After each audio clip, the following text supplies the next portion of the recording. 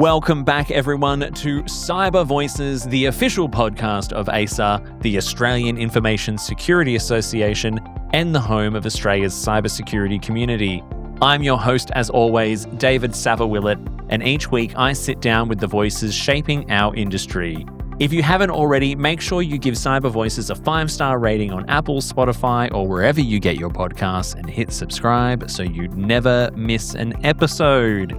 Before we begin, I just want to give a quick heads up that early bird registrations for the Australian Cyber Conference 2026, happening from the 14th to the 16th of October, are open now and close on the 30th of June.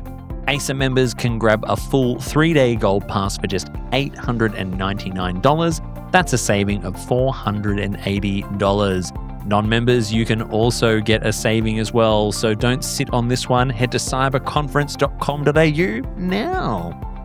Let's get on to today's guest, as I am so excited about who is sitting across the desk from me today, because she is not just a brilliant cybersecurity leader, she's also a good friend.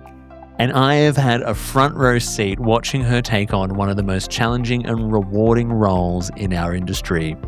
Tara Dharnikota is the Chief Information Security Officer at Victoria University, where she leads a remit that goes well beyond traditional cyber, spanning digital and campus security, risk and assurance, and business resilience.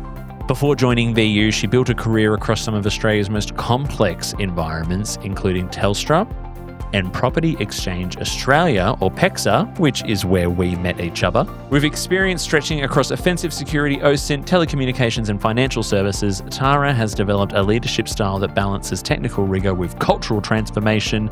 She also serves on the Victorian Committee of AISA and is a regular voice in national cybersecurity conversations.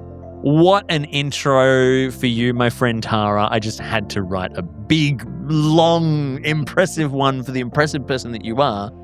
Welcome to the show, now that I've got all that out. Thank you. Thank you so much for having me. I am so excited to be here. I am so excited to have you. I'm gonna give full context, right? If anyone has ever listened to the trailer for this show, you actually hear Tara's voice on it.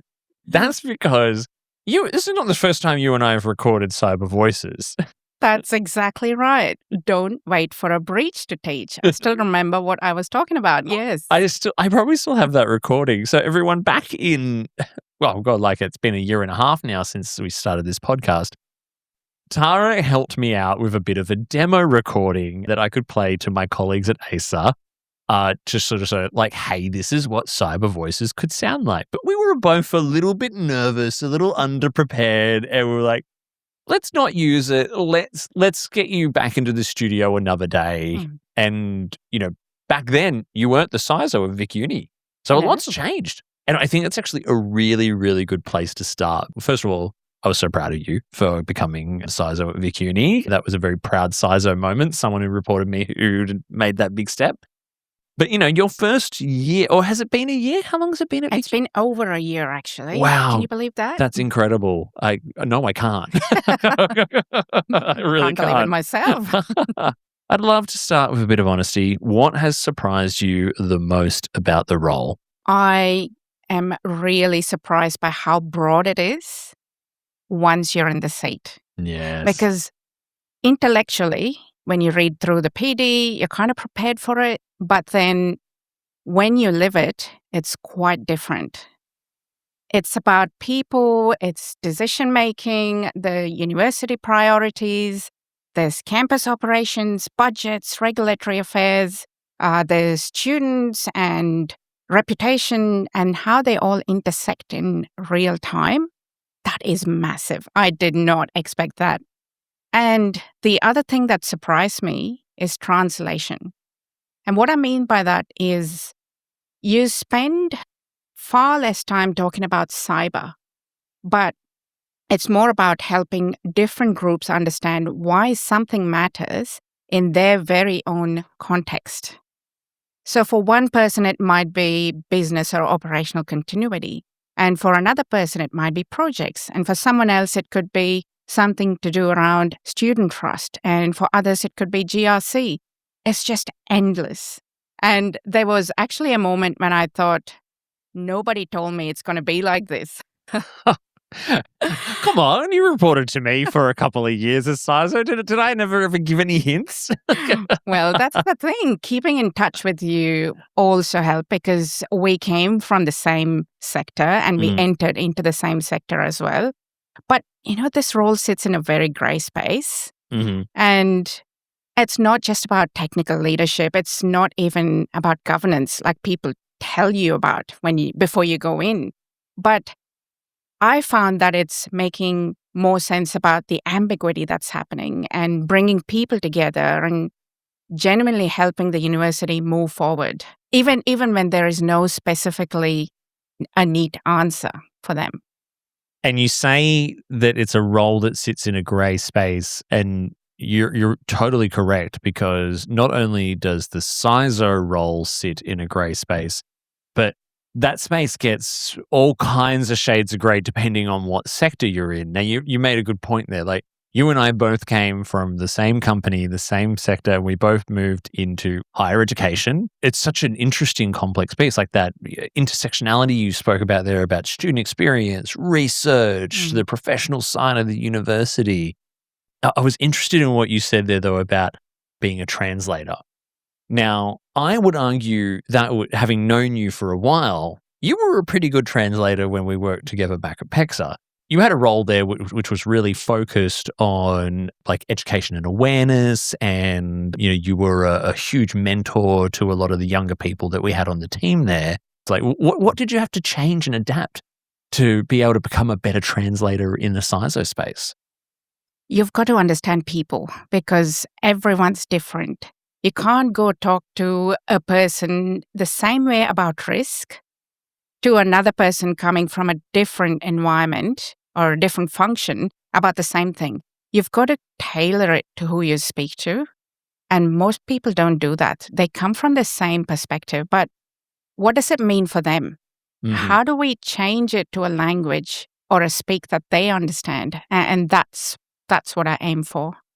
Do you think that that's a skill that's inherently lacking in some cyber professionals, maybe? Is that storytelling ability something that, we talk about it a lot, but some of us still not quite there yet? Very honestly, I don't think so, because people are quite aspirational and they aim for the role without realizing what it takes to be there and what it takes for you after you're there as well, because it's a lot to do.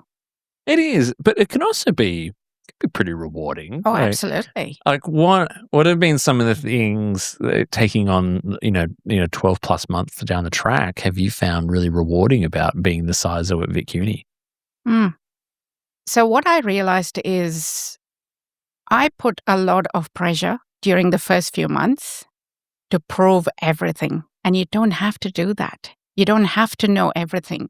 So I decided I have to listen more, learn about the culture, learn about the rhythms, learn about people and the different functions, but also where the university is ready to move forward and where it is not ready. And you don't have to have an answer straight away. It's the influence that matters, and that matters more than the expertise that you have.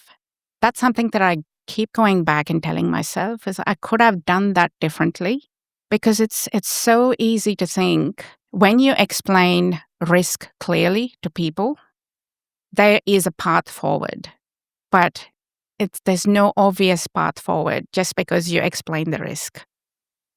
Because people don't move on logic alone.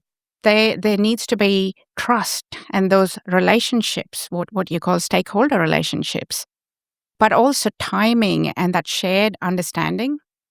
Invest in that. I would have invested in that on hindsight rather than that technical or strategic expertise and the work. You need that too, but that's not all that you need.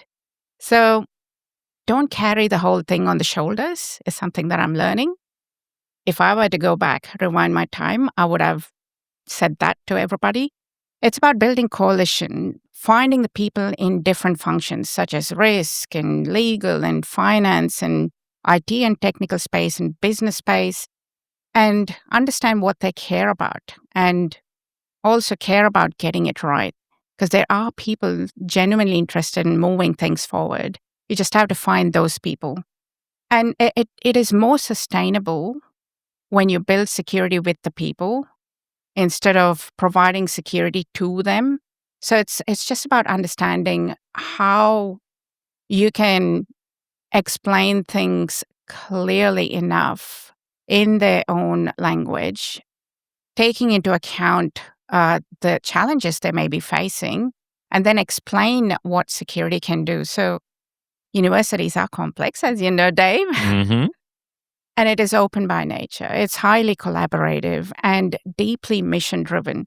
So everyone's different, and it's getting the right people into the room and building that coalition. It's almost a bit of a therapy session. I was going to say, like, because that trap you fell into of feeling like you needed to really prove yourself and be the all-knowing CISO, because sometimes that pressure is put on our role a little bit because we come from so many different directions into this position. I've spoken to so many of our colleagues across our sector, but across the community in general, who have all felt the same way at some point. I've been I've been a CISO now in different organizations for it's 7 or 8 years. I still get that feeling sometimes. Do you feel ancient? I do, because my hair was brown when it started, and it is now very, very, very grey. But I wouldn't change it for the world. But you know what? There's a lot about what you said there, which is a few of the reasons why I always knew that you would be amazing in this job, and it's because it's that care factor, right? Like once you realize, okay, I don't have to put so much pressure on myself. I want to do a good job here, but it's okay to take the time to learn. I don't have to be an instant expert. No one in any senior leadership position walks into it. I mean, some people pretend like they are, right? But you can usually see through them pretty quickly. But no, not most are not afraid or will not get put down if they go, do you know what? I'm not entirely sure what the answer is here. But I will commit to looking into this, and I will go and talk to other people who are very smart and a good coalition of the willing. We'll get some answers for you by this date. There you go. That's it. You've got a mission now. Exactly. And, you know, you talked a lot then about being able to communicate and that translating. And, you know, university execs and councils, you know, similar to boards in a corporate or in the private sector, probably do not worry about things like, you know, that we talk about. We have our little collaboration groups. We talk about phishing tactics and vulnerabilities and all of that kind of stuff. They worry, the council and the execs, they worry about student safety, operational disruption, reputational risk. Tell us a little bit more about how you learn to anchor security conversations in their world rather than ours. And has that approach changed how the university views the security functions since you took over as a leader? So you touched on some really good points there, which is starting in their world, not ours, not getting into the weeds and talking a lot about operational and technical speak, but more so focusing from where they are coming from, you know, operational disruptions and all that. Believe it or not, I was actually working on the ARC paper today, and I was thinking about how do I translate the operational graphs and stats into something that the board would really look at and ask you more about it to understand better. It's really framing it as an enabler, security as an enabler of trust, business continuity, and good decision making, and zooming out and taking that step, taking the outside step to view the stats and what it means for them, for the university, but also how does it play towards the business goals? And that's very important for me. And conversation is not about locking everything down. It's about protecting what matters most while making sure the teaching, the learning, the research work, the community engagement is all happening in parallel. So it's getting the board to understand that we are working in collaboration with all the functions, but also following an approach that changes how the function is seen. So when security is talked about or looked at as a blocker, people just tolerate it. When you see security as part of resilience, stewardship, and university matters, then the function is perceived so differently. And that's what I try and translate into the board reports. And when I attend the board committees, I just like to translate it, putting myself in their shoes. But I've seen this side of the board where I was explaining things and communicating with the board, but I've also recently joined as a board member at AAF, Australian Access Federation. Sitting on the governance board, you take a very different approach to things. You are listening to the CEO, you're listening, depending on the size of the organizations, you're listening to the CEO or members of the security team for the ARC committee. And you're thinking, okay, that's how I could have translated some of those things. So it's very important to get a view from both sides to understand what the board want, but also to make sure the board is purely governing things. And you want to make sure you talk about governance to the board and how you're moving things forward and what the challenges are and how you better navigate those challenges in the future. Yes. And I mean, you're very fortunate to be able to see things from that different perspective sitting on the AAF board, because it does give you a very interesting perspective. Obviously, I'm on the board at AISA as well. And yeah, there's that context switch is a valuable insight. Now, aspiring young CISOs out there listening, I mean, not everyone's going to have that opportunity. But something I'll say that as well that I did when I was fresh in my CISO role at PEXA, because that was my first CISO role, is I actually read a book that was aimed at board members, which was about understanding your cybersecurity people. And it was like, if they can't put it on one page for you and you can't understand it, and if you've actually got to ask what the technical jargon is, it's not good enough, right? So I'm like, so this is the advice that they're getting. I wish I could remember what the name of that book was because it was so insightful. And then the next time I was in the room with them and the way they were asking questions or the way they were glossing over some things, absolutely said to me, right, I've not got this. I thought I had it, but I don't. And I love as well that you're evolving your approach too. Absolutely. So it's more when I go to the ARC committee, I always ask for feedback. What can we change? How can we make it better? And please bear with me because the report's going to evolve continuously to a point where we both are in sync. And the context helps you with an understanding of what we're doing towards security. And they're not asking questions, chances are they're probably not getting it. Yes. I mean, I once thought that was more of a case of, oh, well, they don't have any questions because, they understood it. And actually, no. Chances are it means they really don't get it.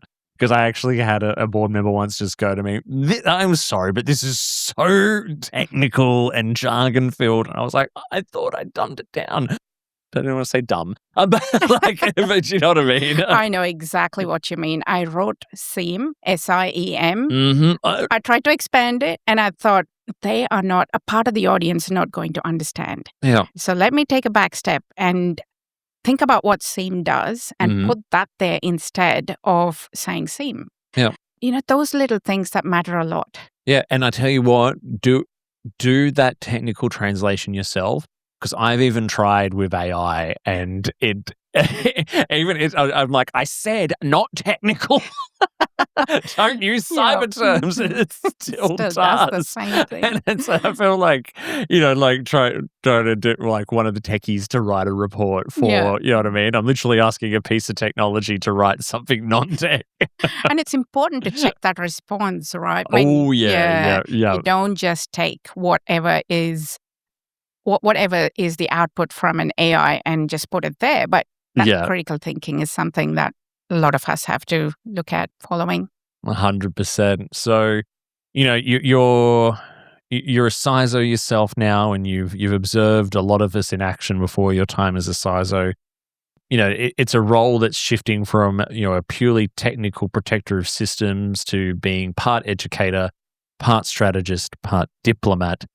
You've also talked about the convergence of cyber and physical security under a single leader, which is actually the reality of what you're doing at Vic Uni right now. Where do you think the role goes from here?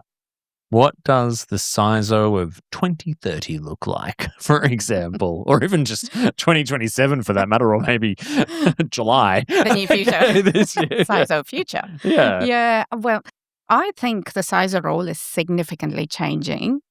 And it is seen narrowly as a protector of systems and a responder to incidents. That is partly true, but it's no longer enough. The way I see the role, it actually sits at an intersection of tech. It sits at an intersection of risk, operations, trust, and more importantly, people.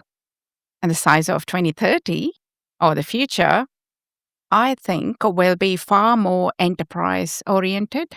And by that, what I mean is they would still have the technical depth, but they would also be required to understand organizational design, crisis management or leadership, influence, regulatory affairs, third-party ecosystem, identity, data governance, AI, and the list goes on. And increasingly, even the convergence between cyber and physical worlds.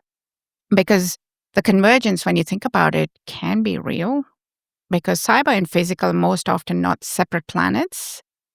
Things meet in student safety, critical infrastructure, access control, that operational continuity, and incident response. So future CISO for me would be much more of an integrator, bringing together multiple domains of risk and also help the organization, or in this case, the university, collaboratively respond to things. So when you said part educator, part strategist, part diplomat, it's quite literally true, because the CISO future, and even a lot of the CISOs currently, it means they go around educating people. We go around shaping direction and constantly navigating competing priorities. Like, how many things did we have to do when you even just think about today? There's so many things. And it's not just going to be the smartest technical person in the room, but more so helping universities make, or organizations make, better decisions in this increasingly complex environment. So that's the way I see the CISO future, although it may not be applicable for everybody, because some of the CISOs are already doing that. Mm-hmm. That is a fantastic answer. And you are right. Like, there are some CISOs out there that are already doing that. And I think a lot of organizations, and I learned this on my job search for a new CISO role, a lot of organizations are actually really quite critically asking, why this role? Why do we need this role, right? And those that are getting it right, they're finding the right CISOs, they're building that trusted advisor out of their cyber team, like you're getting at Vic Uni. So fabulous answer. And finally, to wrap us up, so you serve on the Victoria Committee of AISA. So many hats, by the way, which puts you in the conversation with the broader security community across the country. For someone listening right now who has the CISO title as a career goal, what's your honest advice? And also as well, what role do you feel that communities like AISA play in getting there? This is great. When I think about myself back a few years ago, I wasn't part, actually multiple years ago, I wasn't part of the AISA committee and also not a CISO. Some people aim for the title too early, but instead they should be aiming for the breadth and the credibility as well as the judgment. And strong CISO roles are a mix of experience, as you would have seen. They see security from different angles. So again, when we go back into all those little functions like the technology, the operational stuff, the governance, the stakeholder management, maybe even crisis response, and maybe architecture, maybe risk. So it's all that mix that gives you the perspective. And a lot of CISOs, a lot of people who are aspiring to be CISOs don't really have that breadth. It's a very narrow focus. And sometimes I do have that bias coming from that intelligence field. I think about proactivity a lot more. But not a lot of organizations are prepared for that proactivity as yet, or proactive intelligence gathering as yet. A lot of us are reactive, but aiming for that proactive side of things as we go forward. So we all have biases set in based on where we come from, but when you have that breadth of experience, things change. The way you see things change as well. And being a CISO is not just about being good at security. It's good to bring people together and bringing others with you to communicate clearly and to hold your ground when you need to, because it's not being about a yes person. When you see something that's not sitting right, you do have to call it out. And also to know when you can adapt your approach. So those who are aspiring to be CISOs, I would encourage you to build not just technical depth, but business understanding, communications, as well as resilience. And communities such as AISA, been an AISA member for quite a few years now and a committee member for over a year, coming to 2 soon. It's an important part of the journey because it gives you the chance to learn from others, test your ideas, build relationships, and you're not there figuring these things out all alone. Because cyber, as we know, is a very generous profession when we want it to be. So, and AISA creates that space. It feels like I'm selling AISA, but I'm not. It's just such a great community. Oh, look, this is the AISA podcast, and you and I both have committee roles on AISA. So, and look, we do it for a reason, and because we love it, right? So, I feel that was a very, very genuine assessment of not just AISA, but just as the Australian cyber community and what AISA helps facilitate there. So, thank you so much for that. There you have it, everyone. That was the fabulous Tara Dharnikota, CISO of Victoria University, giving some really heartfelt and I think amazing insights into year one as a CISO. So I think there's a lot to take away there. If you know someone out there who is aspiring to a role like this, I think this is the episode to pass on to them with whatever stage of their career or their journey that they're in. If you're an AISA member, you can see Tara at the Vic committee meetings and all the stuff they do there, and she's a regular on the stage at events across the country. She's fabulous. It was so good to see you again, and thank you for sharing your voice with us today. You are too kind. Thanks for having me, and it's great to be here.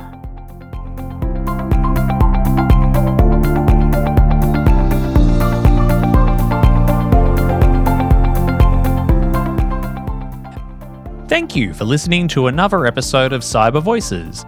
Our music is by Sanar Garut, our show artwork is by Studio Quarantine, and we record our show at This Is a Studio in Pran, Melbourne, part of Popplant Productions. Please make sure you follow the show on your podcast platform of choice and leave us a 5-star review. This will help others find the show.